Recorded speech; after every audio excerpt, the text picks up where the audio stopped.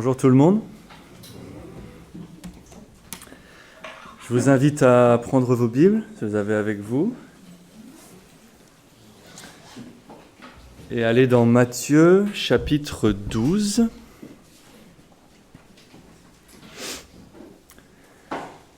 Je vais lire à partir de verset 33.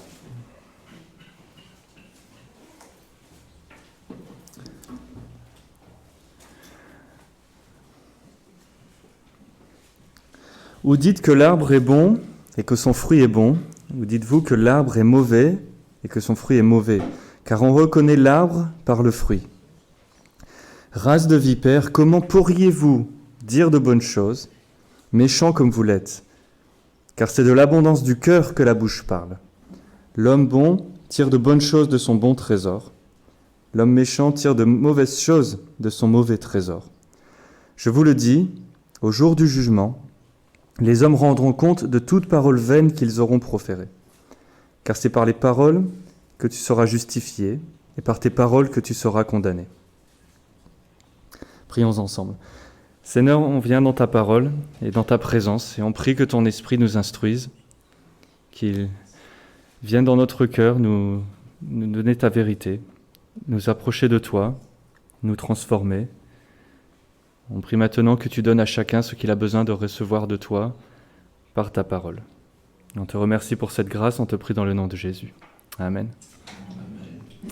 Alors, je ne sais pas trop pour vous, mais moi, personnellement, si je regarde les arbres et qu'il n'y a pas de fruits accrochés dessus, je ne suis pas certain de quel arbre il s'agit. Il y a des gens qui sont forts, ils se reconnaissent les feuilles, les formes. Bon, moi je ne peux pas. Moi, il faut que je vois une pomme et je sais que c'est un pommier. Sinon, voilà, quoi. Ici, la parole nous dit que regardez le fruit, tu es sûr de savoir de quel arbre il s'agit. Il n'y a pas de doute. En général, une pomme, on voit bien que ce n'est pas une banane, normalement. Et la parole nous dit que ça s'applique pour nous aussi. On ne peut pas voir notre cœur.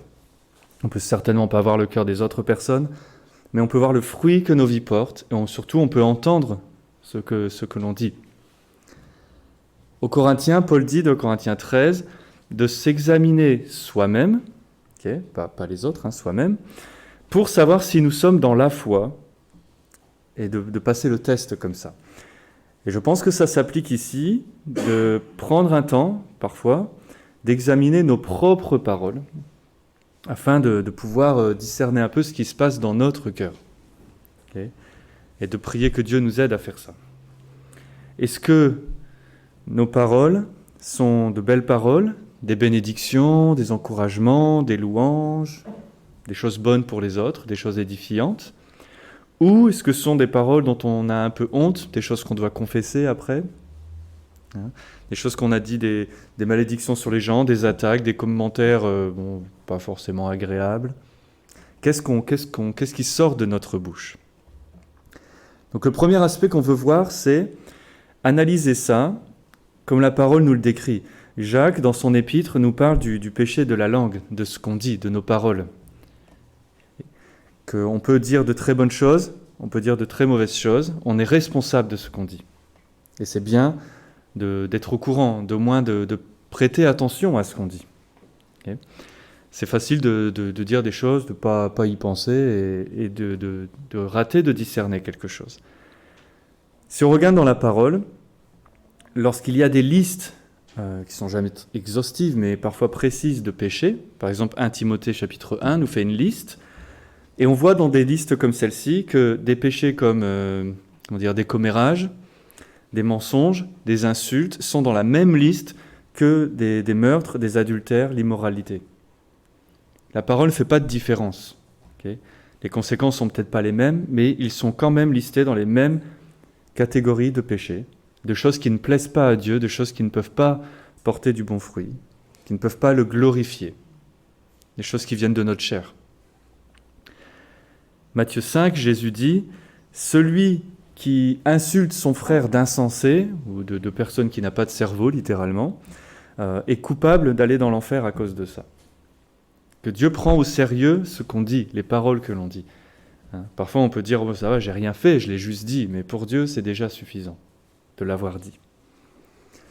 Et donc Jacques nous dit que c'est très dangereux, notre bouche, ce qu'elle est capable de faire, c'est très dangereux, qu'on est responsable de chaque mot que l'on dit et que c'est pour ça qu'on doit domestiquer, dresser notre langue pour la contrôler. Jésus vient de le dire, au jour du jugement, on rendra compte de toute parole. Donc c'est important d'apprendre, avec l'Esprit de Dieu, à contrôler ce que notre chair a envie de dire et que ce qui sort de notre bouche soit de bonnes choses. Et c'est notre responsabilité. Jacques dit au chapitre 3, « La langue est un feu qui souille le corps entier et qui est allumé, mis en feu par les enfers eux-mêmes. » Donc c'est pour nous montrer comme c'est sérieux, que ce n'est pas quelque chose qu'on doit prendre à la légère. Nos paroles sont très sérieuses aux yeux de Dieu. Et ça concerne tout le monde. Okay ? Et on est testé par ça, les gens nous observent à cause de ça. Et on doit prendre conscience que, surtout en tant que chrétien, il y a potentiellement toujours quelqu'un en train de nous observer. Et il va tirer une conclusion à propos de notre Seigneur à cause de nous. Il y a une histoire que j'aimais bien avec un monsieur chrétien, qui faisait du bricolage et un jeune enfant le regarde faire.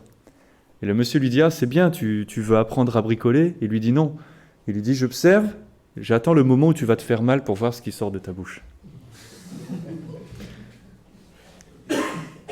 Qu'est-ce qui sort de notre bouche quand on est fâché, quand on est fatigué, quand on vient de se faire mal? Qu'est-ce qui sort de notre bouche? Qu'est-ce qu'on dit? Et que les gens vont témoigner de ça. Les gens vont l'entendre, ils vont le voir. Est-ce qu'on va montrer notre chair ou est-ce qu'on va montrer le Seigneur? Et ça, c'est important. Quand tout va bien, ça va, mais quand on est dans une situation comme ça, est-ce qu'on a encore ce contrôle que Dieu nous donne pour notre témoignage, pour sa gloire? Et je pense qu'ici, c'est un appel à vraiment faire attention à ça, à user de sagesse, à tourner 7 fois notre langue dans notre bouche avant de dire quelque chose, de prendre un temps pour prier avant d'aller parler à quelqu'un, par exemple.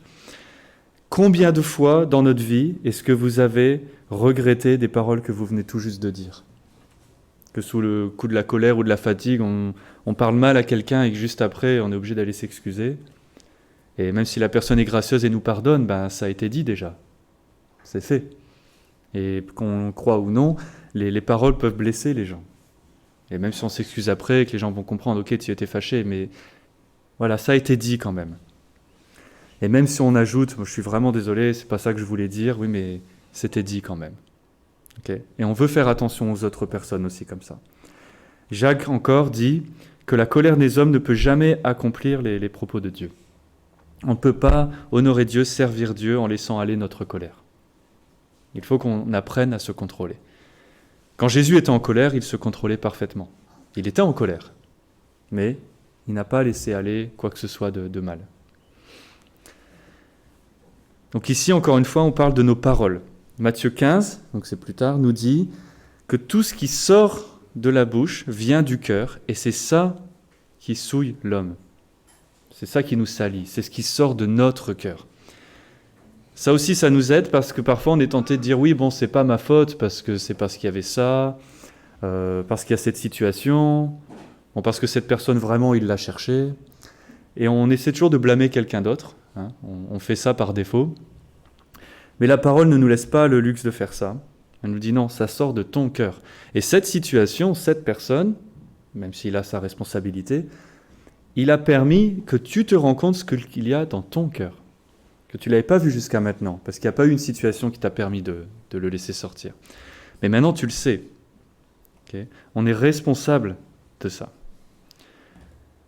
Dès Genèse 3, on le voit, dès que le péché commence, dès que la chute est arrivée, qu'est-ce qui se passe? Les gens commencent à blâmer d'autres personnes.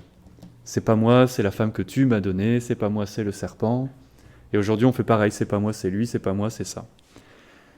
Mais Dieu nous dit qu'on est responsable et redevable pour toutes nos paroles et nos actions. Même si quelqu'un l'a provoqué, on est quand même responsable. Dans la parole, on le voit, quand Sarah, l'épouse d'Abraham, a ri du message, elle a été confrontée pour ça. Quand Zacharia, les parents de Jean le Baptiste, ont douté, il a été réduit au silence pendant plusieurs semaines à cause de ça. Quand le roi Saul a menti, il a été rejeté comme roi. Okay. Quand Pierre a renié 3 fois le Christ, il a été confronté après. Et puis il a été restauré. Mais ce sont ses paroles qui ont créé ça. Et Dieu prend au sérieux nos paroles.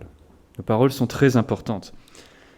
Nous devons donc faire attention, et ça c'est pour tous, tous les jours, de faire attention, de discerner chaque mot que l'on dit, de les utiliser soit pour aller confesser notre cœur qui a besoin d'être guéri par le Seigneur, tous les jours, de demander à Dieu de nous aider dans son amour, dans sa compassion, parce que sans lui, on l'a dit tout à l'heure, on ne peut rien faire, c'est-à-dire que sans lui, on ne peut pas contrôler ces mots mauvais et en dire de bons. On a besoin de lui. Dans le psaume 141, il y a une bonne prière, je pense qu'on a tous besoin, souvent, qui dit, voilà, garde ma bouche, garde la porte de mes lèvres, que Dieu nous aide à contrôler ce qui va sortir de notre cœur, pour qu'au lieu de le dire, de porter un mauvais témoignage ou blesser quelqu'un, on puisse simplement le garder, aller le confesser à Dieu, travailler ça avec lui. Donc ça, c'est une première chose que ce texte nous dit, mais plus important que ça, Jésus ici, dans le contexte, parle des paroles à propos de lui. Et les paroles à propos de lui ont une conséquence bien plus grande, parce que là, on ne parle plus de juste ce que tu vas dire à ton frère, ta sœur, et le blesser ou porter un mauvais témoignage, ce qui est déjà important. On parle de ce que tu confesses à propos de Christ, et que ça a des conséquences éternelles. Pour le contexte, Jésus vient d'être accusé par les pharisiens, qui ont vu ce qu'il fait, qui ont entendu ce qu'il enseigne, qui ont vu les signes que Dieu fait avec lui, et qui l'ont accusé d'avoir fait ça sous l'emprise d'un démon. Et Jésus vient de leur dire, ce blasphème ne leur sera pas pardonné, parce qu'ils ont vu ce que Dieu fait, et ils ont choisi de l'attribuer à un démon au lieu de reconnaître l'œuvre de Dieu. Et ils rejettent complètement ce que Dieu fait par son esprit et le Fils de Dieu lui-même. Et ce sont leurs paroles qui les ont condamnés. C'est ça que Jésus dit ici. Que ces paroles-là sont encore bien plus graves. Donc Jésus leur parle et il leur dit, à cause de ce que vous avez dit, vous vous êtes condamnés. Parce que vous avez clairement rejeté ce que Dieu fait et qui Dieu est.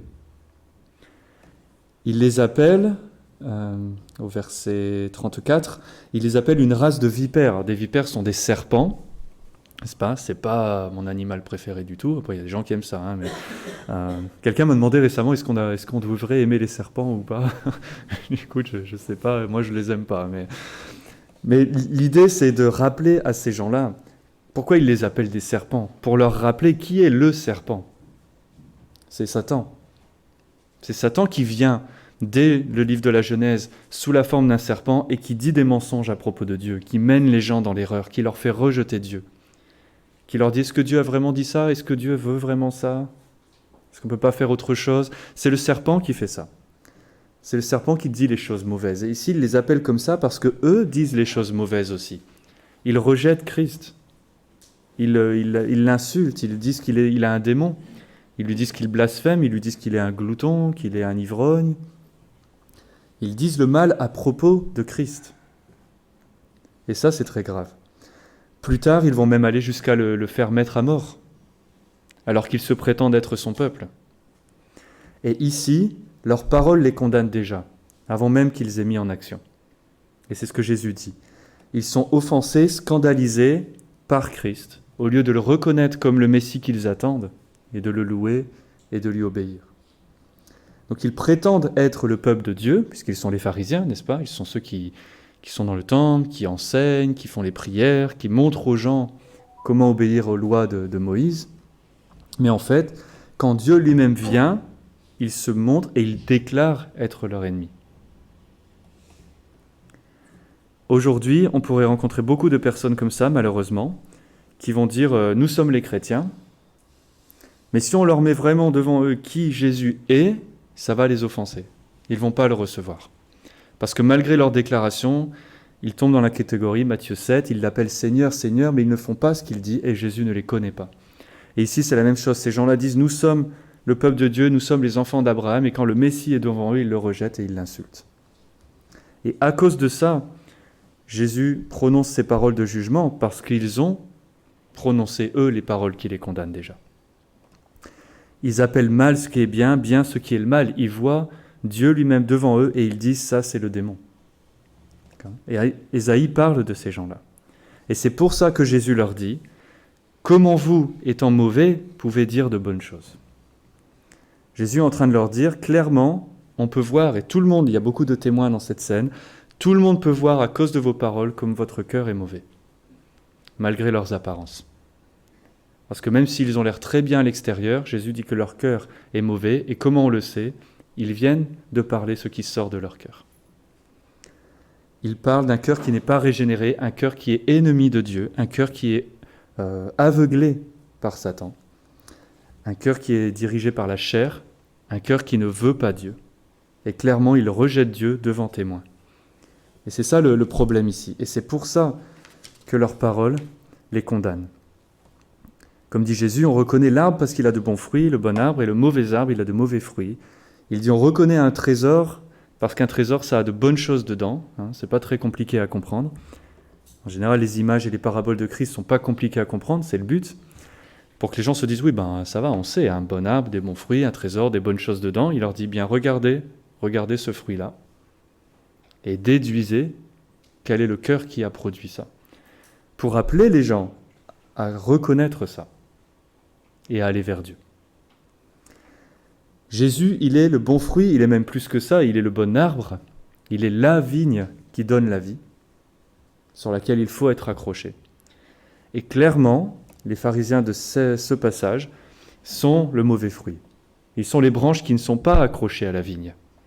Les branches qui sont par terre, qui servent à rien, qui sont toutes sèches, et que Jésus dit qu'il va rassembler et brûler, parce qu'elles ne portent pas de fruits. Et leurs paroles ont prouvé ça. Samuel, chapitre 24, dit « De la bouche du méchant sort des méchancetés, des choses mauvaises. » Parce qu'il ne peut rien faire d'autre. Si Dieu ne vient pas changer notre cœur, on a un cœur mauvais, on dit les choses mauvaises à propos de Dieu. Pour ceux qui peuvent se souvenir leur vie avant leur conversion, on n'était pas en train de louer Dieu tous les jours. Et nos paroles n'étaient pas toujours des choses honorables. Mais quand Dieu vient changer notre cœur, il change ça, puisque si Dieu change ton cœur, alors tu vas sortir d'autre chose. Et c'est pour ça que Jésus attire notre attention ici. Le besoin d'être renouvelé par Dieu, le besoin d'être sauvé, que Dieu vienne changer le cœur des hommes. Autrement, on est comme eux.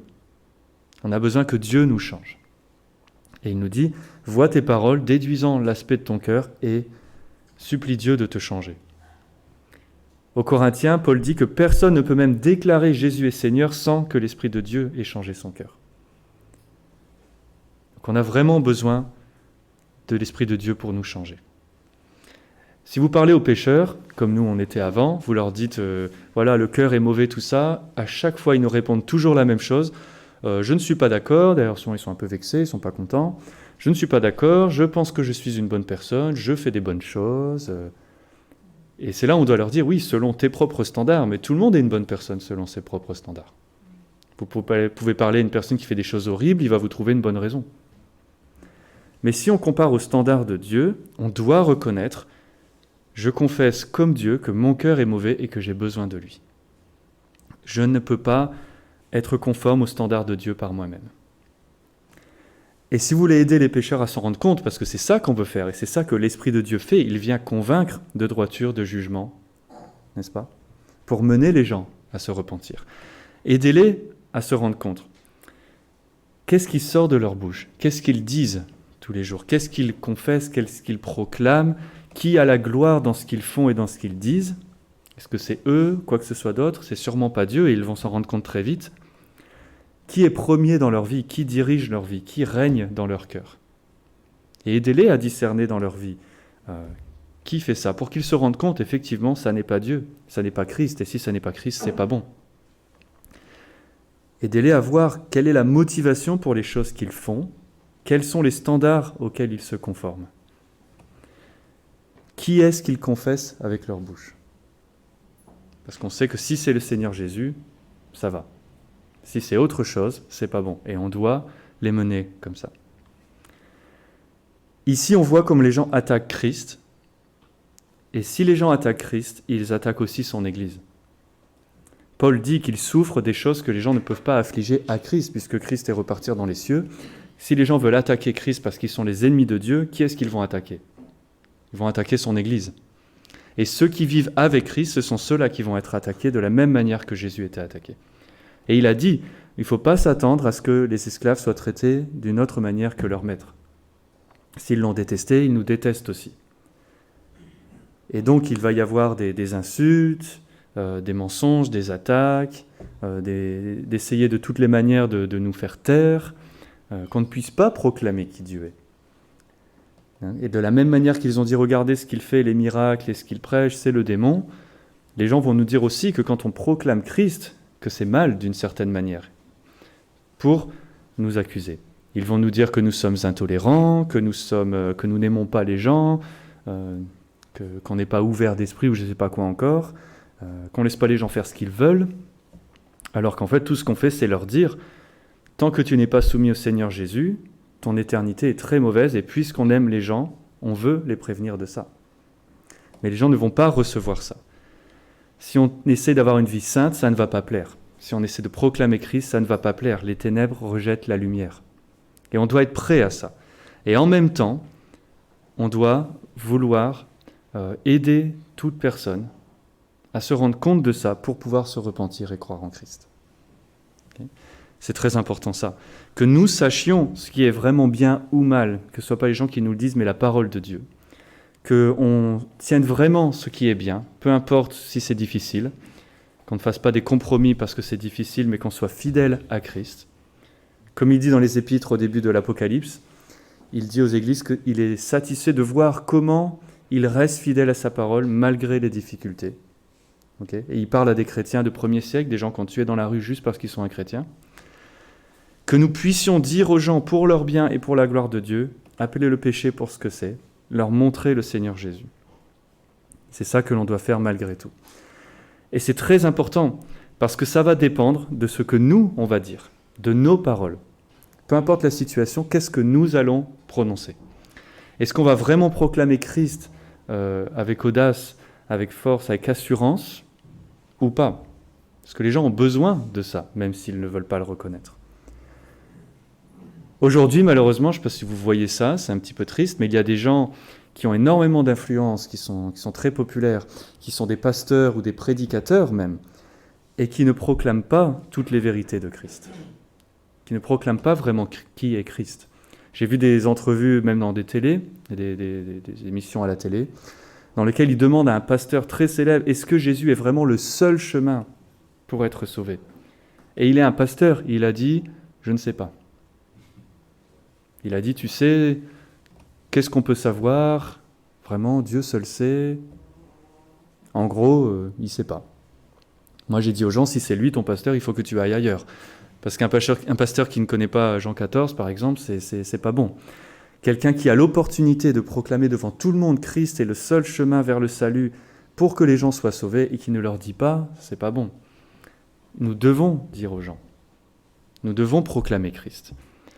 Ils ont fait un sondage récemment, alors c'était aux États-Unis, mais c'était cette année, pour voir un peu ce que les églises croient, les gens dans les églises croient, pour savoir là où on a failli dans l'enseignement et qu'on puisse corriger. Et une des questions, c'était, est-ce que Dieu reçoit toutes sortes de louanges, peu importe la religion dans laquelle c'est fait ? C'est-à-dire, peu importe le nom par lequel les gens essaient d'atteindre Dieu. Et la plupart des gens, plus que la majorité, ont répondu oui. Encore une fois, les gens soit ne savent pas, soit n'osent pas proclamer Christ. Mais là, il y a un problème si les chrétiens ne proclament pas vraiment Christ. Comment est-ce que le monde va savoir si on ne leur dit pas ? Vous savez, nos paroles sont importantes aussi pour ça. Ils ont signé des papiers il y a 1 an ou 2, des sortes d'accords dans l'œcuménisme pour dire tous les évangéliques, sauf 3 personnes, se sont accordés pour dire nous n'avons pas besoin de partager l'évangile avec les gens qui sont dans l'église catholique romaine.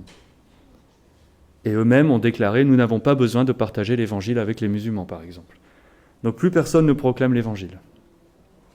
Mais nous devons proclamer ça. Okay. Et encore une fois, ce sont les paroles du serpent qui disent est-ce que Dieu a vraiment dit ceci ? Est-ce que Dieu a vraiment dit ça ? Oui. Jésus a dit allez dans toutes les nations et proclamez l'évangile. Qu'il y a un seul nom par lequel les hommes peuvent être sauvés. Jésus est très clair quand il dit ça, il est très clair quand il dit à moins que les gens ne se repentent de leurs péchés et croient en lui, ils ne peuvent pas être sauvés. Que seulement si on le confesse devant les hommes, il nous confessera devant Dieu. et on sera sauvé. Qu'il n'y a pas d'autre nom, qu'il n'y a pas d'œuvre qui sauve, seulement la foi en lui.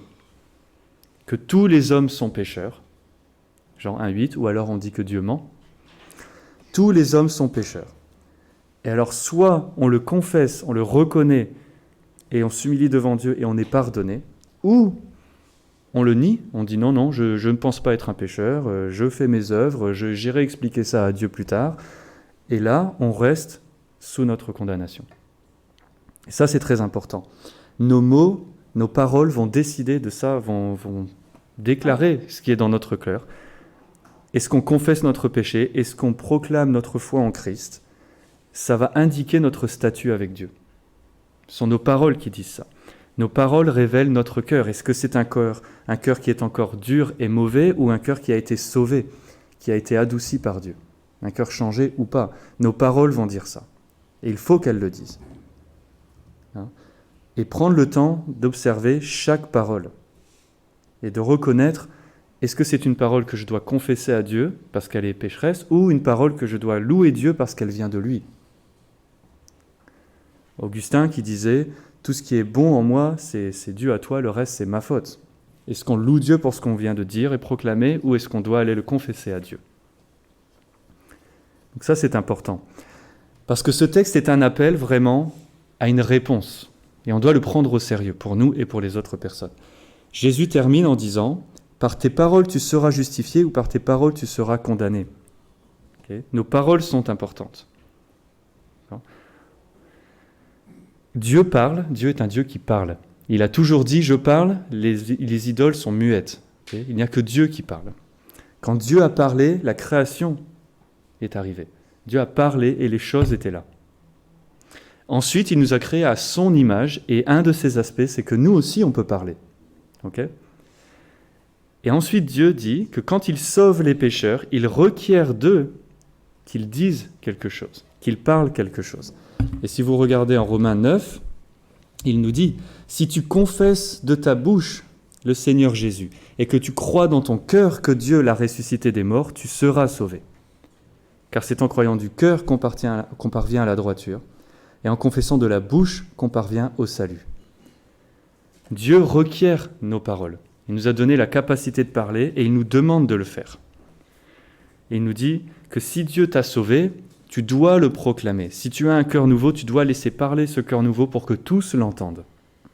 Et que l'Église puisse confirmer ton salut et ton inclusion dans le corps de Christ, et que les autres personnes puissent entendre ce que Dieu a fait dans ta vie, ton témoignage, et eux aussi, on l'espère, être sauvés. Il y a quelques années, j'avais baptisé un frère, j'étais aux États-Unis, et j'arrêtais pas de lui dire, tu sais, Dieu t'a sauvé, et maintenant ton baptême, ce que tu vas proclamer et faire, c'est pour les autres, et pour glorifier Dieu. Et lui, bon, il n'avait pas encore bien compris, et puis il était très, très enthousiaste, il m'a dit, non, c'est son moment avec Dieu. Je lui ai dit, oui, mais tu verras que c'est pas que pour toi. Il donne son témoignage, on le baptise, on prie, le service, le culte est terminé. Trois ou quatre personnes sont venues pour lui dire, à cause de ce que tu viens de dire, j'ai décidé moi aussi de me repentir et de croire en Christ. Et je lui ai dit, Dieu est vraiment bon avec toi parce qu'il n'était pas obligé de te montrer ça. Mais il l'a fait comme ça, tu te rends compte que c'était pour les autres. Et qu'à cause de ce que tu as proclamé, d'autres personnes sont venues à la foi. Donc c'est très important ça. Éphésiens 2,10 qui nous dit que nous sommes sauvés par Dieu, par la grâce au moyen de la foi, pour les bonnes œuvres que Dieu a préparées à l'avance pour nous. Et je crois que les bonnes œuvres, elles commencent dès le début, quand on proclame notre foi que l'on vient de recevoir en Christ. Quand on proclame ce que Dieu vient de faire dans notre vie. Et qu'on continue de le faire. Et que c'est ça que Dieu commence à faire en nous. Encore une fois, Matthieu 10, il dit, si tu le confesses devant les hommes, lui, il te confessera devant le Père. Mais si tu ne le fais pas, il ne le fera pas non plus. Qu'est-ce que tu confesses? Dans Matthieu 16, on a ce fameux passage où Pierre dit à Jésus, « Tu es le Messie, le Fils du Dieu vivant. » Qu'est-ce que Jésus lui répond? Il lui répond, « Tu es béni parce que ce n'est pas toi qui as dit ça. C'est Dieu qui a dit ça. C'est Dieu qui a changé ton cœur et maintenant tu proclames ça. Et ça glorifie Dieu. » Est-ce que ce que nous déclarons glorifie Dieu comme ça? À notre baptême, nous avons été inclus dans l'Église à cause de notre profession de foi, à cause de ce que nous avons déclaré, à cause de le cœur nouveau que nous avons reçu par Dieu à déclarer. Ça, c'est important aussi. Ça peut être pratique dans la vie de tous les jours. Il y a des moments, ça arrive, où l'ennemi ou d'autres choses nous font douter même de notre salut. Parfois, il nous arrive de pécher, n'est-ce pas ? Et l'ennemi vient et te dit « Toi, tu es vraiment un chrétien ? Tu as vu ce que tu viens de faire ?» Okay ? Et il faut que nous ayons l'assurance de notre salut. Il y a plusieurs manières de faire.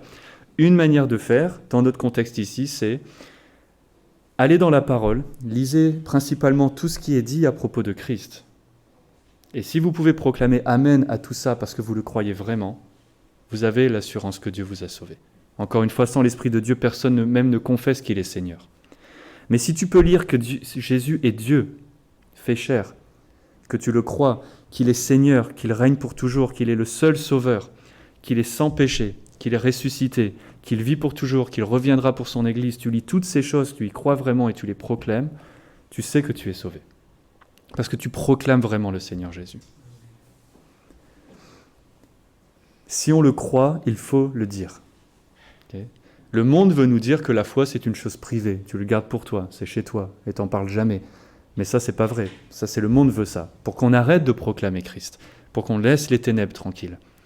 Mais Jésus nous dit, si tu crois, si tu as été sauvé, tu vas le proclamer. Et tu saisis toutes les opportunités pour proclamer aux gens qui est Christ et comment est-ce qu'on parvient au salut par la foi en lui. Si quelqu'un est dans une situation ici, je ne connais pas tout le monde vraiment et on ne sait pas le cœur, mais si vous êtes dans une situation dans laquelle certains de ces points, vous n'êtes pas certain encore à propos de Christ. Okay, ça arrive, hein, on chemine tous. Mais si c'est ton cas, que tu n'es pas sûr à propos de Christ encore, ça n'est pas trop tard. Okay. Il y a encore le temps pour ça et je vous encourage vraiment d'aller lire les évangiles, par exemple.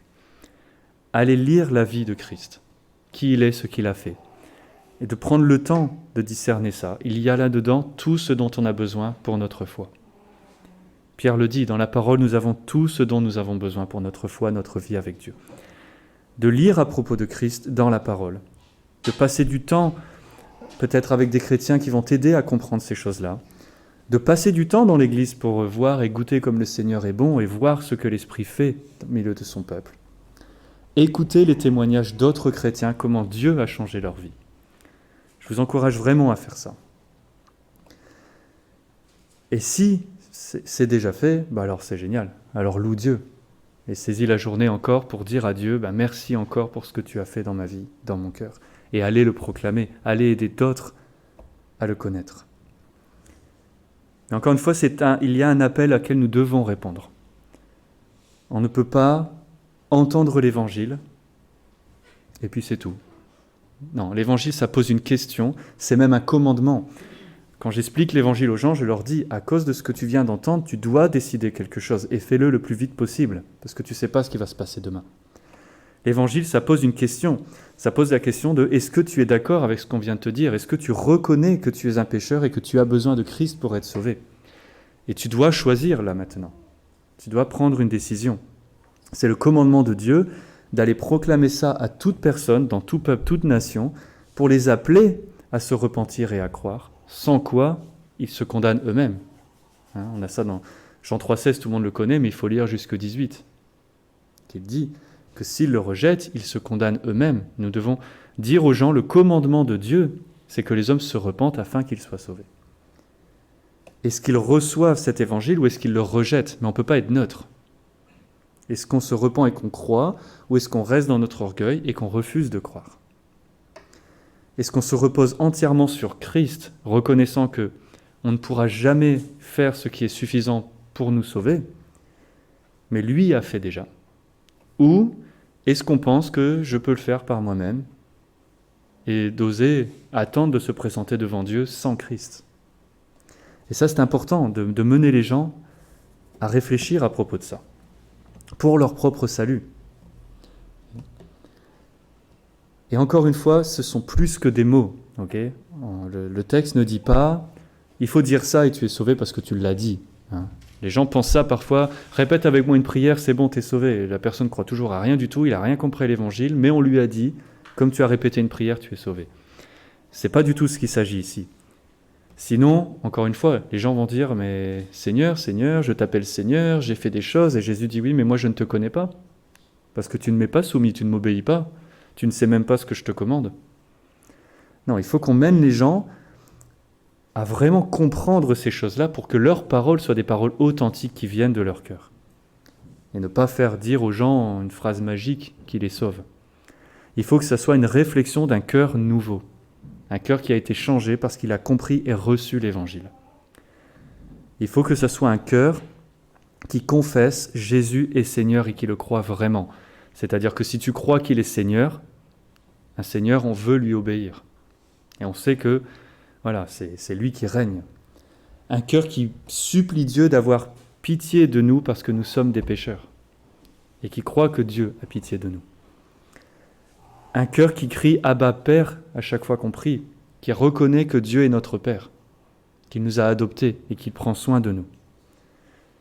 Un cœur qui proclame comme le psaume 119 « Comme j'aime ta loi », qui demande les préceptes, qui demande les instructions du Seigneur et qui les chérit dans son cœur, qui les désire vraiment, qui veut vivre selon la parole de Dieu. Et un cœur qui crie à Jésus, Seigneur Jésus, de revenir bientôt pour son Église. C'est ça que nous voulons proclamer et c'est ça que nous voulons entendre les gens proclamer. Un cœur qui proclame vraiment Christ. Un cœur sauvé qui glorifie Dieu. J'aimerais conclure avec le psaume 19. On va le chercher, ce sera mieux. Psaume 19.